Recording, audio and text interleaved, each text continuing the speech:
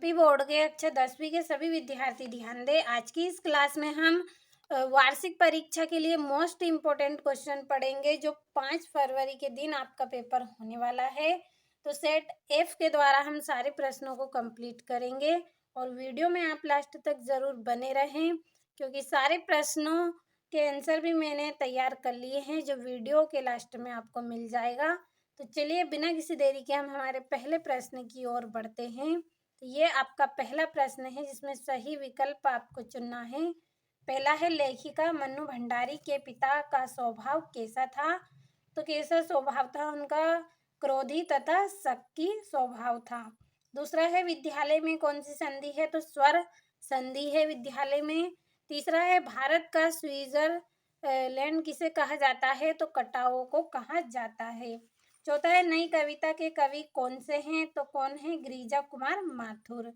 पांचवा है, पहाड़ पर लालटेन के कवि हैं? तो मंगलेश डबराल। छठा है, आवश्यकता से अधिक बढ़ा चढ़ाकर बात कही जाती है? तो किसमें कही जाती है? अतिशयोक्ति अलंकार में कही जाती है। तो अच्छे से आपको स्क्रीनशॉट लेना है और अच्छे से कंप्लीट कर लेना है। चलिए हम हमारे दूसरे प्रश्न को पढ़ते हैं। यह आपका दूसरा प्रश्न है जिसमें रिक्त स्थान आपको करने हैं। पहला है, आकर्मक क्रिया का सीधा संबंध कर्ता से होता है। दूसरा है, ड्राइवर कम गाइड का नाम जितेंद्र नार्गे था। और तीसरा है, प्रेत का बयान के कवि का नाम नागार्जुन है। और चौथा है, अलंकार में आप प्रस्तुत कथन के द्वारा प्रस्तुत का बोध कराया जाता है। तो कौन सा अलंकार है? अन्योक्ति अलंकार। पांचवा है, वीर रस का स्थायी भाव क्या है? तो उत्साह होता है।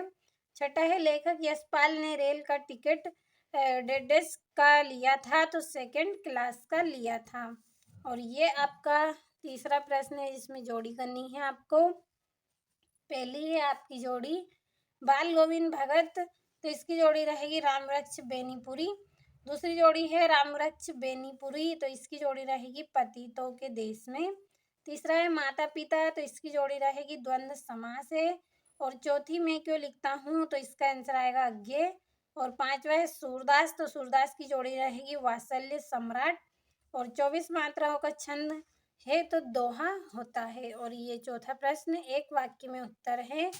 पहला है आपका, प्रसाद गुण का एक उदाहरण लिखिए। तो इसका उदाहरण है, उठो लाल अब आंखें खोलो, पानी लाई हूँ मुँह धो लो। दूसरा है, जिन शब्दों से करने या होने का बोध होता है वे शब्द क्या कहलाते हैं? तो क्रिया कहलाते हैं।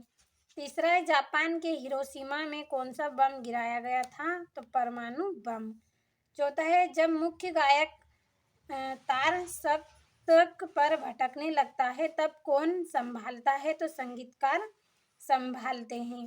पांचवा, किस छंद में 24 मात्राएं होती हैं? तो दोहा छंद में 24 मात्राएं होती है। छठा है, एक अंक वाली रचना क्या कहलाती है? तो एकांकी कहलाती है। और ये पांचवा है, सत्य सत्य करने हैं, तो मैंने कंप्लीट कर दिए हैं। आप अच्छे से स्क्रीनशॉट के माध्यम से कंप्लीट कर लें और भरोसा रखें। वार्षिक परीक्षा के लिए मोस्ट इम्पोर्टेंट क्वेश्चन आपको बताए गए हैं 5 फरवरी के लिए, तो अच्छे से आप कंप्लीट कर लें। और ये यहाँ से आपके 2-2 नंबर के प्रश्न स्टार्ट हुए हैं। ये आपका छठा प्रश्न है। तो सारे प्रश्नों के आंसर आपको इसी वीडियो में मिल जाएंगे, तो अच्छे से आप स्क्रीनशॉट लेते चलें। ये आपका सातवां, वह कौन सी घटना थी जिसके बारे में सुनने पर लेखिका को अपनी आंखों पर विश्वास नहीं हो पाया और अपने कानों पर भी। और ये आपका आठवां है जिसमें यतेंद्र मिश्र अथवा रामवृक्ष बेनीपुरी का साहित्य परिचय निम्न बिंदुओं पर आपको लिखना है, 2 रचना और भाषा शैली। और ये आपका 9वां, मुहावरों का अर्थ लिखकर वाक्यों में प्रयोग करना है आपको। और ये 10वां और ये आपका 11वां प्रश्न है। और ये 12वां है, तुलसीदास अथवा सूर्यकांत त्रिपाठी निराला का काव्यगत परिचय आपको करना है, 2 रचना और भाव पक्ष। और ये 13वां है आपका, कविता में बादल किन किन अर्थों की ओर संकेत करता है। और 14वां है, बच्चे की मुस्कान और एक बड़े व्यक्ति की मुस्कान में क्या अंतर है। और उद्धव के व्यवहार की तुलना किन किन से की गई है। तो अच्छे से आपको स्क्रीनशॉट लेना है और यहाँ से भी आप स्क्रीनशॉट लेते चले और भरोसा रखें, अच्छे से आप कंप्लीट कर ले सारे प्रश्नों को। और सारे प्रश्नों के आंसर आपको इसी वीडियो में मिल जाएंगे, बस वीडियो को आप लास्ट तक ज़रूर देखें। और ये इसका अथवा है यहाँ से। और ये आपका 21वां प्रश्न है। अपने प्राचार्य को शाला छोड़ने पर स्थानांतरण प्रमाण पत्र देने हेतु आवेदन पत्र आपको लिखना है 4 नंबर का।